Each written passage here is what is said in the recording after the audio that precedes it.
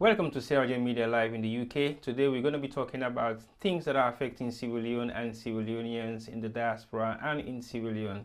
The L.A.M.P is brought to you by Sierra Leone Media, and we are based in the UK, and the L.A.M.P represents four things: is to learn and make progress. So the reason why we decided to bring the L.A.M.P to the community is because we want Sierra Leoneans to be able to learn about some of the things we're talking about, and we don't just learn about these things, we also put them into action and make a difference, which means you have to learn and make progress in some of the things that we're going to be talking about. But today we're going to start off with something very new, something unique, and something that is possibly missing within the Sierra Leone community in the UK. And I think it's about time for us to be looking at some of these issues that are bringing the communities together and making a difference in the lives of young people, especially women, that are possibly going to be the next ministers, prime ministers, or president of Sierra Leone. So I have a lovely guest with me here today that is going to share that experience with you and myself, and it's none other than QueenNas. QueenNas, welcome to the L.A.M.P. Thank you. So the L.A.M.P is brought to you for the very first time within the Sierra Leone media platform, and I know definitely this is going to be something quite different from what we normally used to do online. And of course, people know us to be political observers or political amplifiers that talk about a lot of issues regarding Sierra Leone. But today you're here talking about something totally different. So what is it that brought you to the L.A.M.P today? Thank you to the L.A.M.P for having me here today.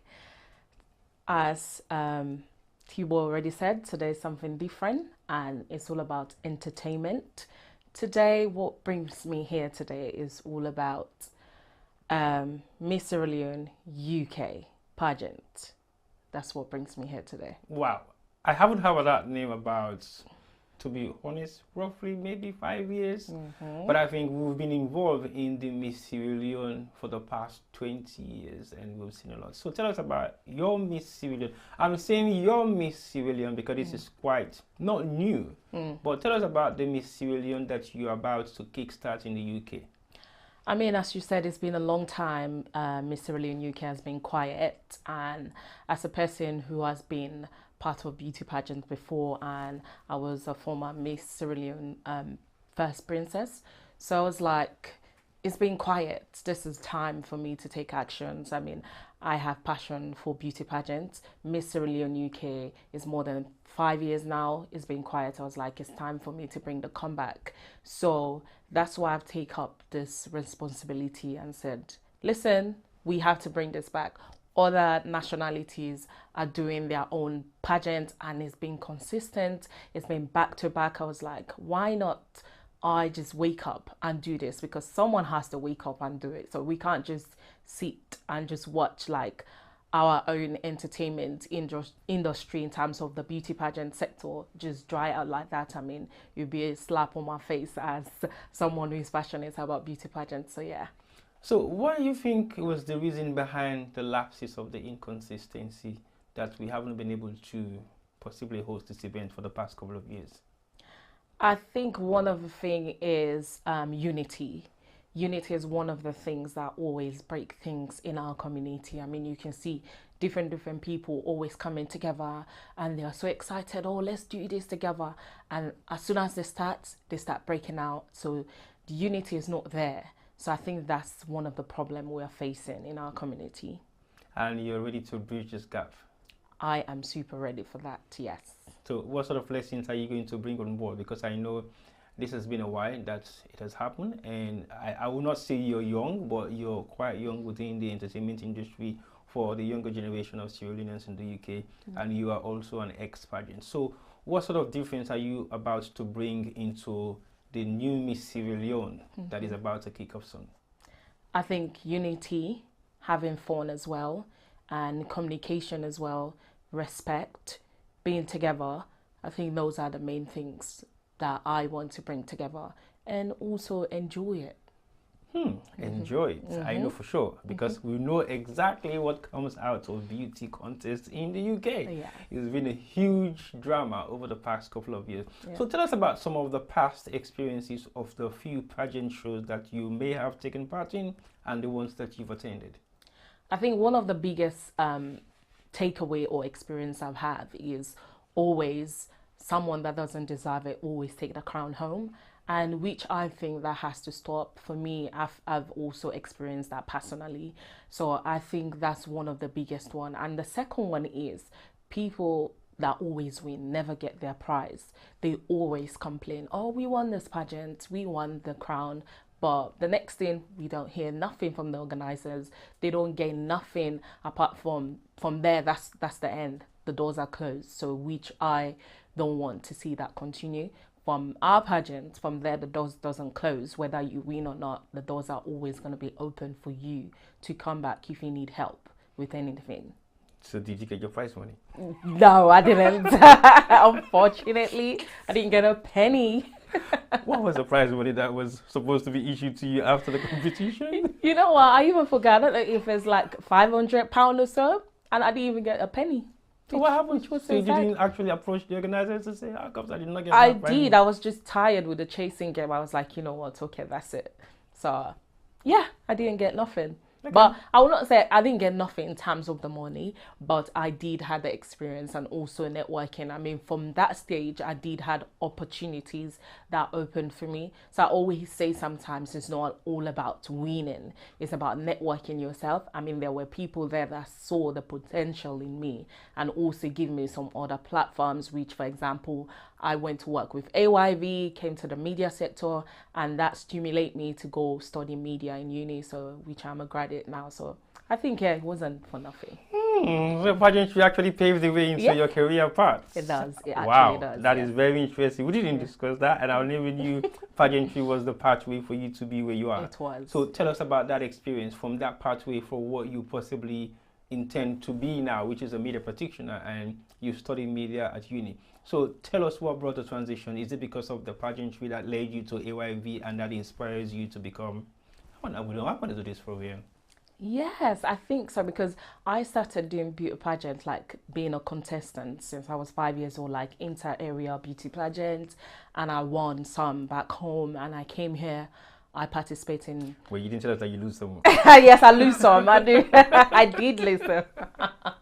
I did. So, yeah, and I went for Miss Sierra Leone UK, which I was the first princess in 2017.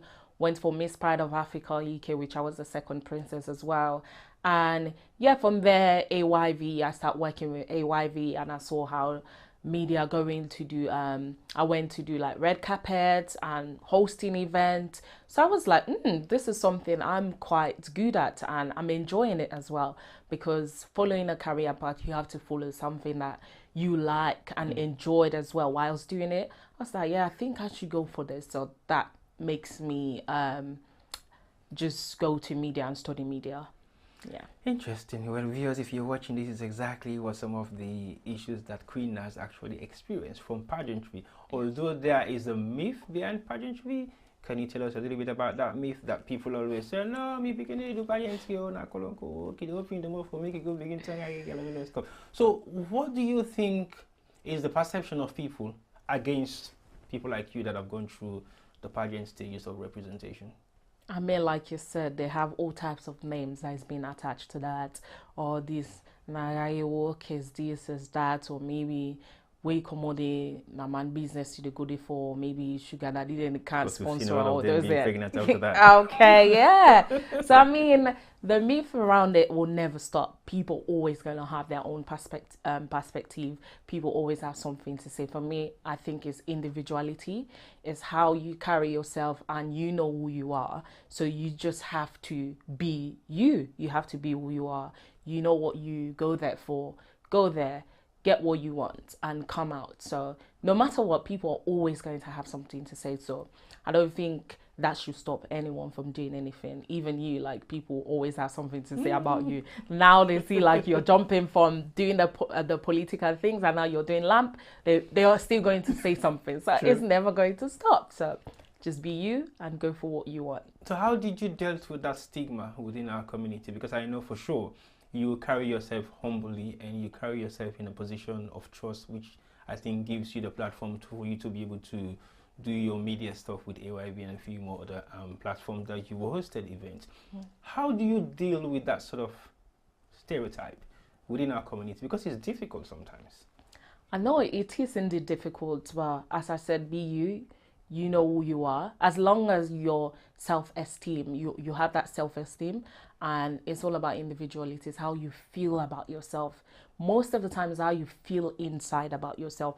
When you feel like that positivity inside you, and you feel like, oh, I'm great, nothing will stop you from not being great, because I mean it's always starting with yourself. If you start putting yourself down, or maybe taking from what people are saying, and you put that into your head and you start playing in your head, okay, maybe this person said me not useless speaking, you start playing that in your head and thinking, okay, that's who I am. That's where you're going to lead yourself to. But if I know that this is not who I am, I mean, I'm going to challenge as people. If they say I'm A, I'm going to tell them I'm actually B, I'm not A. So that's it. It's all about how you carry yourself. It's individuality and how you feel inside about yourself. Yeah. So was there any kind of support network around you for you to be able to say, I want to do this since the age of 5? What sort of support network did you have? I think my family and my late mom, may her soul rest in peace. She was my main support, and my sister as well. I think when I started doing it back home, nobody was against it. It all started as a fun. I mean, my mom watching me doing this, be like, "Oh, my child is so brave," watching me talk in public. I think that's something as well that exposed you to confidence as well, to build up your confidence. I think, yeah, my family was the main support group that I had when I started, yes. Okay. Do you have any kind of title apart from the title of Miss Sierra Leone? Do you have any brand surrounding the Miss Sierra Leone that is putting together all these events, as in planning it? In terms of? In terms of the organization behind the Miss Sierra Leone. The Miss Sierra Leone is the title of the event. In the event, yeah. What is the brand putting all this together? Is there any? It's just Miss Sierra Leone UK, and I would say probably, I would just say it's Miss Sierra Leone UK. Yes, that's the title. Pioneered by QueenNas. Pioneered by QueenNas. And there are other people as well that I have my team as well. I have other people that are involved. It's just not me. I mean, I alone cannot put all this together. So I have a hard-working team that we all working together to make this a success. Yes. I know Miss Sierra Leone is not an easy task. It's nothing that you can just think about doing overnight. How long have you been thinking about this? I think I've been thinking about this for like 3 years now. So I was thinking, the reason why I was relaxing, because the last I think in 2017 there was 2 Miss Sierra Leone. They had like, I think AA were having their own and NASA were having their own as well, which I took part on. So I was relaxing. I didn't want to like come forward and the people that already started doing it and they come forward again, and it will not look nice, because I've never seen other countries have 2 pageants of the same country, like Miss Nigeria having 2 different ones. It was only Sierra Leone that had it. So I was like, you know what, let me just leave it, since people already started. If I want to like maybe join them and then we work together, that would be fine. But I sat, nothing happened. And I even spoke to the current Miss Sierra Leone UK, even her. She gave her own opinion. She's tired. She was like, I'm carrying this crown for a long time. The organizers are not doing anything and all of that. So I didn't act like, okay, yes, I want to take over this. So I have to be sneaky about it. So just to get the feeling like what people are feeling like. And I even asked my friend, oh, what do you think about Miss Sierra Leone UK? I was like, it's been a long time. If they bring it back, that would be nice and all of that. I was like, okay, why not take this chance since they're not doing it anymore? So I think this is the time. So are you going to take the crown of the current Miss Sierra Leone? Are you going to possibly use her for handing over, or are you going to start it from scratch? As in, you set up your own pace and you set up your own criteria, and then you set up your crown for the first time, and then it continues to be shared among the winners. So how are you going to do it? Yes, this is going to start from the scratch. As I said, it's been a long time, it's been quiet. So definitely we are going to start from scratch and then be consistent. That's one of the things that we're feeling in our community. There's no consistency. So that's what is going to happen. So I want it to be happening every year by God's grace, yes. Okay, so what is the entry level? I know previously in the past, the entry levels have been varied from age to possibly personal information about you not being married, you should be single, you should not have a child, you should not have been pregnant, you should have educational background behind you. What's the sort of entry level are you putting in place for this? Well, the motto for the beauty pageant is beauty beyond boundaries. So for our beauty pageants, there will not be boundaries. I don't want to limit anyone to like pursue what they want to do. I mean, like pageant like Miss World. If you have a child or you're pregnant or neither you're married, you're not allowed to partake in the beauty pageant, which is sad. I mean, if one of our winner win, we want that person to go represent Sierra Leone in the beauty in Miss World beauty pageant. But for us, I'm not putting that boundary. Like, okay, if you have a baby, you're not meant to be coming here. As long as you can show up for rehearsals, you're taking it serious, you're passionate about it, I think the floor is open for everyone. But the age limit is from 18 to 30. That's the age limit, yeah. So do you have to be of any standard of education, like a graduate, somebody who has basic education? What sort of criteria do you have in terms of education credentials? Yeah, definitely. You have to have a basic education. It doesn't mean you have to go to uni or all of that. As long as you can express yourself and you're able to talk to the audience, because definitely you are going to stand maybe in front of 500 people. You definitely have to have that kind of experience to be able to talk to people, to express yourself, because not everybody have the opportunity to finish school for different reasons. So I'm not going to be judgmental to people's personal life or what happened about their education. So yeah. Okay, that's very interesting. So you've heard it all. You definitely have to be a woman. You have to be a civil union. You It's have a to be reunion, yes. 18 to 30 Thank you. maximum, and your educational background should not be of any discrimination. So are you looking at getting application forms? Are you going to be buying application forms? Are you going to possibly publish it in the next couple of weeks, months, or next shortest period of time? What sort of marketing things have you got in place for us to be able to be aware of this particular event? Yeah, there will definitely be application form which they're going to fill and all of that, because we want it to be professional. Are we going to pay for it? Yes, the contestants are going. They are going to pay for it. Is there Definitely. any registration fee or anything? Yeah, there will be a registration fee. Okay. Definitely, there Okay. there will, because people don't take free things serious, but when you put your penny on there, they take it more serious. So yeah, there is going to be a registration fee, which I think will be affordable for everyone that want to take part in the beauty pageant. So yes, there will be. So if you're not born in Sierra Leone and you possibly cannot speak the local dialects, would that be any form of restrictions for you not to be able to partake? That's where our motto comes in again: beauty beyond boundaries. Even if you're not born in Sierra Leone, it's for both people that are born in the UK, Europe, anywhere. So it's open for everyone. If you can't speak the language, this is why this kind of platform are created. For example, you go for rehearsals, definitely we get for talk Creole, not to English no more, we get for talk. So that alone will open people's to the language, and also to learn about the heritage, the culture of Sierra Leone, because some children that are born here, they've never been to Sierra Leone before, and maybe their parents don't have that time to expose them to the culture or to their heritage or know about Sierra Leone that much. So I think this is the opportunity as well for them to like grasp that kind of educational background about Sierra Leone. Okay, that's very interesting. Now, geographical location, London is a very big place, and of course we have London, Manchester, Birmingham, England, which is part of the United Kingdom.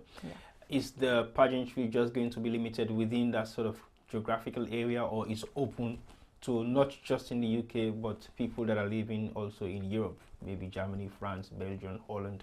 Is it going to be open to them, or it's just specifically in the UK? In terms of partaking in the beauty pageant, it's specifically going to be UK-based people, because it's Miss Sierra Leone UK.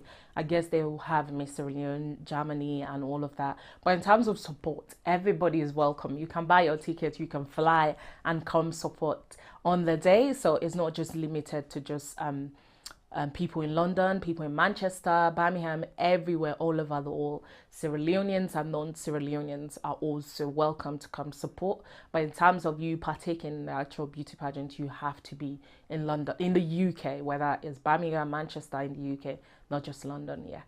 Are there any tribal boundaries? So for example, you have 15 people from Port Loko, 10 representation from Cambia, 8 representation from Kenema. is there going to be any kind of boundary limitation for possibly tribal or provincial representation? No, not really. No, it's not going to be because they're all Sierra Leonean. Isn't it? Where I come from, Pujawan, Kailan, anywhere, but all over Sierra Leone. It's part of Sierra Leone. So yes, even if like all of the contestants are from one geographical region, it doesn't matter as long as you're Sierra Leonean. That's the main criteria we're looking for. Some of the reason why you think you possibly stepped or opt out of the pageantry is because of the result of the winners. Some of them are not actually the winners that the audience is expected to be winners. What sort of criteria are you going to have in place for your panel of judges for be able to actually give this title to the person that actually deserves it?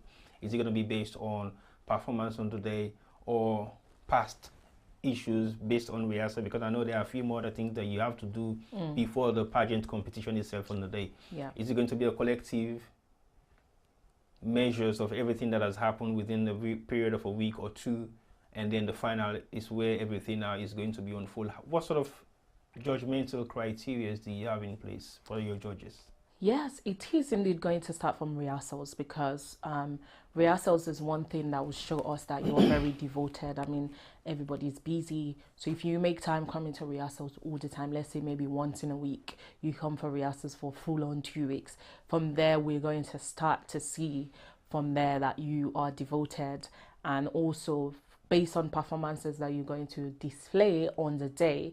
And for all beauty pageants, the most thing that holds the biggest smack is the general question which they're going to ask everyone. So it's based on performance and also based on your outfit, your catwalks, that everything is going to contribute for you to become the winner. So everything counts.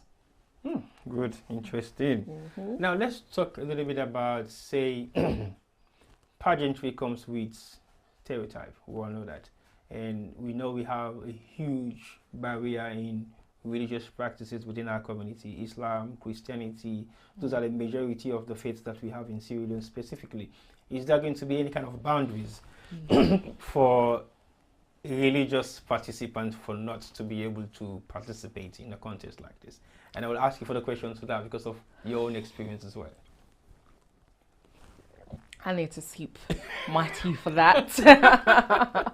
Because we all know when it comes to religion, it's a very big topic that have heavy weight. I always say it's all about individuality. Me, myself, I'm a Muslim. I was raised in a Muslim home, but I still went there to do these things. I'm not trying to say, oh, it's okay. I mean, it's not okay, but it's all about individuality. It's your choice. If you're a Christian, you're a Muslim, you want to be part of this beauty pageant, it is open for everyone to partake. Is your choice. And I will not say a child should go against their parents. If your parent doesn't want you to be there, please don't come, because we don't want your parents to come and sue us, please. And I beg you now, if your mama or papa say, lay down, then I will sit on there, not come, I beg. But if they're 18 and above, they have the legal right to represent. Yes, they do. But you know, our African community, our African background, even if you're 18, they always, mama and papa, they tell you, say, Mot cannot big for a driver. So whether you big like Gambios, they still hold it like, yeah, you have to listen to me. But I guess that doesn't apply. We know like children that are born here when they are 18, I mean, they are big girls. You can't definitely interfere, and that's bring the beauty of the UK as well. Even if you're born in Sierra Leone or born here, as long as you're 18, they'll be like, okay, she has the legal rights to choose what she wants to do. I mean, so it's all about individuality. It doesn't limit someone. If you're a Christian or Muslim, if you want to join, you can join. And I'm not saying it's okay in terms of Muslim. I don't know for Christianity, but it's individuality.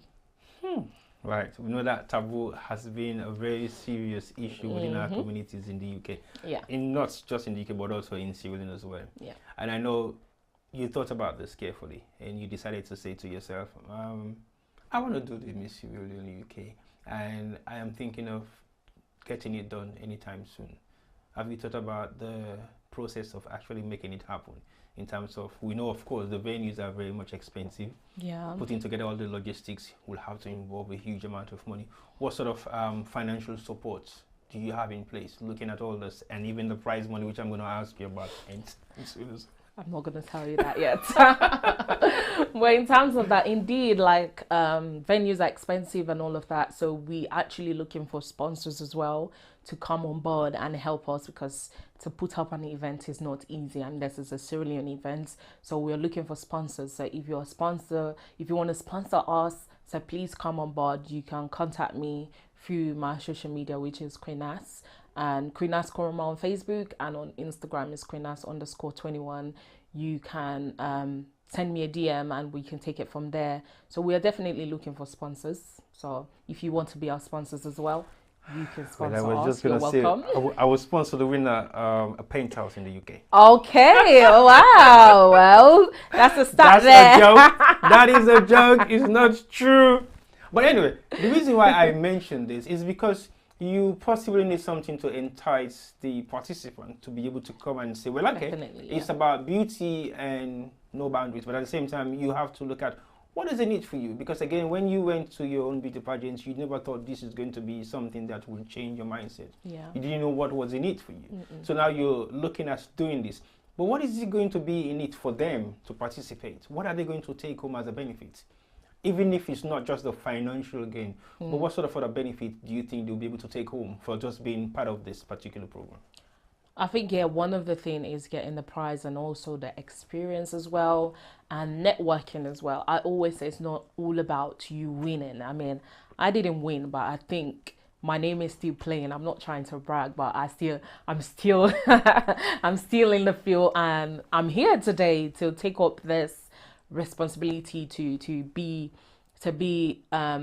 from behind the background of being a past Miss Sierra Leone's first princess or second princess. I'm here again trying to do this. I think the experience and what you're going to learn, networking, and you exploring different things about pageantry and also selling yourself out there, because you never know who is going to be there on that day. There's going to be different personality, different people, and you never know who is going to see you and be like, oh, I like that girl. I want that girl to represent my brand. I want that girl to be my girl. Well, that one as well. If you want that, you can be. So yeah, so those kind of things, yeah. So do you think pageantry holistically in Sierra Leone has changed the lives of young girls, specifically, if I would say? Well, I will not say holistically it has changed the life of young girls, but I think it has tried to, because as I said, this is all about individuality. People will come here, partake, I'll give them my teachings and tell them, oh, this is how you need to do when you win, this is how you need to carry yourself and that. And then maybe when they win, some of them might not even want to talk to you anymore. You never know. So it's all about individuality. I've been to a beauty pageant where people won, and then after the show, they don't even want to take up their responsibility. If you tell them, oh, you're beauty pageant queen now, and you're carrying this crown and you're representing us, this is just things that you need to do, this is this things. And that's the other thing again, when it comes to that, they don't want to listen to you. Some of the contestants, they just want to do what they want to do, and that's where the criteria comes, where you're going to sign a paper that, yeah, if I win this pageant, this is what I need to do as the queen, or as the first princess or the second princess. This is how I need to carry myself. Because I've seen people, like, they always move away from their duties after signing the paper, or maybe they did not sign no contract. At the end of the day, the organizers want to tell them what to do and they don't get to listen. That's where the problem comes. So that's why you are definitely going to sign a contract with us, like, this is what you need to do. So I think you can try your best to, like, try to impact knowledge or impact change in people's life. But if they don't want the change, it's not going to happen. So I think it tries. We try. Well, the impact in knowledge side of it is very much interesting. And the networking also is very much interesting. And what I think I would like to ask is, what are the criteria of involvement are you guys putting in place for winners to be able to participate in after winning the pageant? Because sometimes there are criteria that they might not agree to, but for the fact that they haven't gone to that stage because they're thinking we're not going to win this anyway, so I'm just going to go. What sort of criteria do you have in place for them to be able to handle after the pageants? Say, for example, a project in hand or projects that you're possibly going to put across to them or individual project that they possibly want to achieve on their own. What sort of activities are there that you're thinking of for them to be able to take on?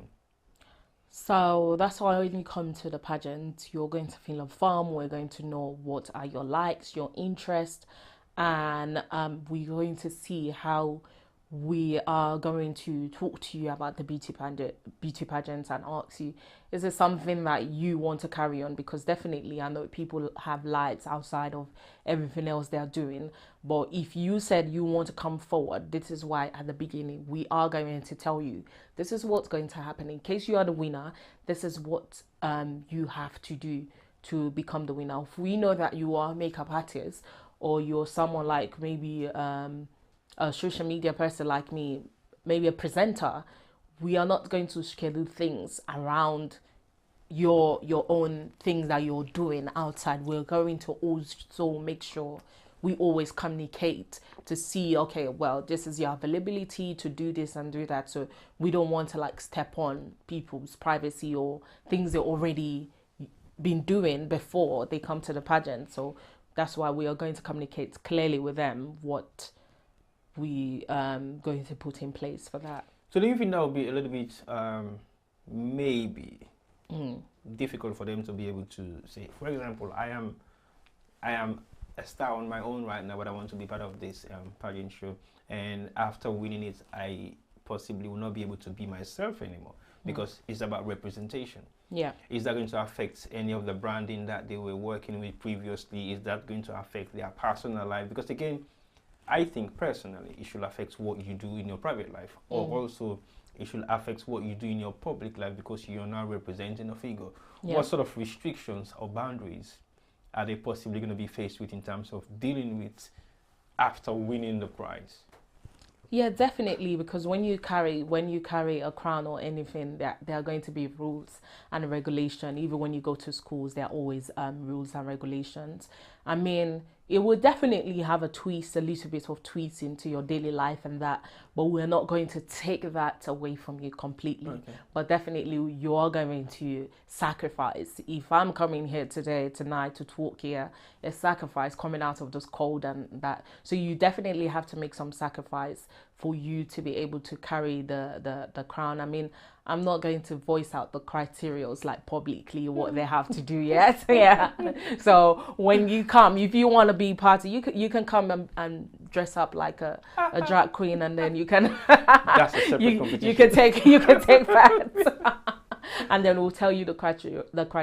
But definitely there are going to be some sacrifice to your daily life, and then there's a way you will have to carry yourself. Definitely, you're not going to be Mr. Leone. You go live on Facebook. They cost mommy cost. Like, we're definitely gonna take the crown off you and then pass it to the next person. So if you don't meet up with the criteria and you are the winner, there is going to be a place where we're going to give it to the second person that is in second place. So there is room for us to switch to give it to the person that is. Participants should always be on their guard, because yes, just in case somebody falls short, you're definitely going to step up. So that would be like an agreement on pre-production period. Yes. Okay. Yeah. I know definitely this is something that has been planned. So what or how soon are we going to be looking forward for this? Oh, by God's grace, in summertime, because summertime is when people are excited to be out, people have the energy, they want to have fun. So definitely, we don't know the exact date yet. We're still trying to look out for the dates because we don't want to clash with other events, but definitely it's going to be in summer. We are not going to take you out of your cozy bed in wintertime. So definitely it is going to be in summertime, by God's grace. Yes. Can you spill out some of the costs involved? Is it going to be expensive or affordable? Because we know the average range for events right now in the UK, and of course beauty pageants hasn't been on for like a couple of years, so it's something that has died out, and you're going to reignite it back again. Yeah. Are we going to be having some kind of considerable cost for us to be able to say, well, I can attend, it's not that much for me to be able to afford it, or something bigger to make it even glamorous? Well, I can say it's something definitely that is going to suit your pocket. It's something that you'll be able to afford. We're not going to make the price crazily because we know the cost of living. At the same time, una self get for looking to we own pockets as well. Venues and all of that, it's not easy to bring things together, but definitely we are going to make it affordable for everyone to come. Are we looking forward to expect some kind of superstar appearance? Are we going to be looking at some kind of superstar musician within the Afrobeat community, or an ex-pageant that I think has done a lot within our community? So what are some of the surprises that you possibly might have in store? You might not have to give us all of that, but just give us some insight about the surprises. All I have to say, you're in for a ride of enjoyment. You are in for a ride that next year I want to come back to this beauty pageant, and you're in for a ride that I want this to continue. You're in for a ride that you even want to come and support us and be like, you guys are doing a great job. I think I want to even put like £1,000 to support you guys, and that it is going to be fun. I mean, I'm not going to tell you yet, but when it comes closer to the time, you're going to feel the energy, you're going to feel the vibes. Then that's the time we're going to expose some things that we need to expose. Yes.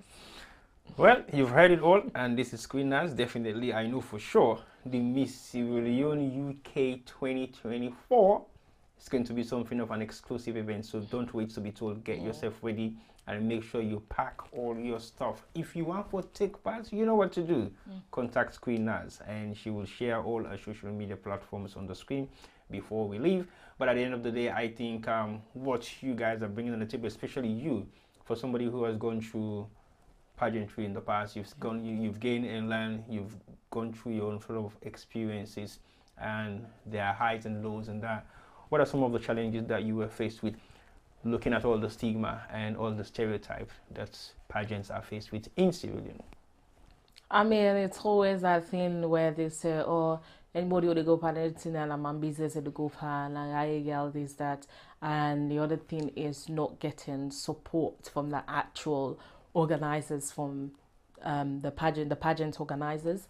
I think those are the common things that happen most of the time, and people pulling you names and all of that. Even for me personally, I don't think I've had that experience where someone tell me those kind of words. I'm not going to lie, but I don't think I've ever had of that. So maybe because maybe I'm not out there. I'm out there, but I'm not out there like that. You only see me when it's necessary. You don't just see me like everywhere all the time. So I hardly hear that. So you get for kind of news for can't tell an so if you know kind of news for can't tell an so I can't hear nothing about it. I go wait for you in that corner. You know what it is. I tell you. Yeah. No, but the reason why I'm asking is because we've seen a lot, we've had a lot, and we've had a huge amount of bad experiences from people who have actually been through pageantry, and we've seen a lot of issues that our young girls faced with in Sierra Leone when it comes to pageantry. So what sort of support network? You've mentioned that the network within the organizers and the contestant hasn't been great at all. So what sort of support network are you putting in place to make sure that there is a continuity after pageantry, and if you become the winner, you have full-blown support around you that will enable you to actually succeed in whatever you want to do? What are some of the things you have in place?